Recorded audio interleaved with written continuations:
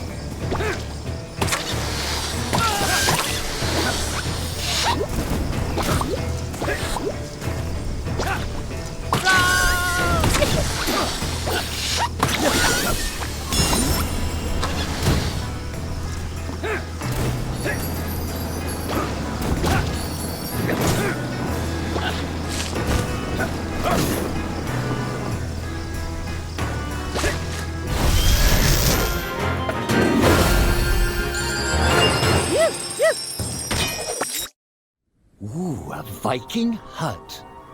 It was strange there was one so deep in the forest.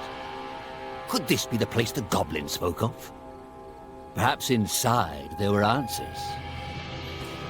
The hut was abandoned. All that remained was a book. Although Oddmar was never one for reading, he opened it. Inside the book it read, Diary of Vaskar, the Disgraced. Could his old friend still be alive? With Oddmar's parents gone, Vaskar took Oddmar in. Despite this huge responsibility at such a young age, Vaskar had impressed the chief and become a promising young warrior. The chief was so impressed, he decided Vaskar was to lead the Vikings into the forest for the first time. Vaskar went to the forest alone to prepare. But the more he went out there, the less he wanted to hurt anything within it. He begged the chief to reconsider, but the chief was not a very thoughtful man. When Vaskar refused to lead the charge, he was labeled a traitor and was banished. Much time passed, and a fairy visited Vaskar. A great threat to the forest was looming, and her people were in danger. She knew she could trust him with the great power to save the forest. He had no idea he was to fight the god of chaos. Vaskar was almost victorious, but Loki, in desperation, turned Vaskar's own powers against him. He was cursed, but Loki was driven from the forest for now.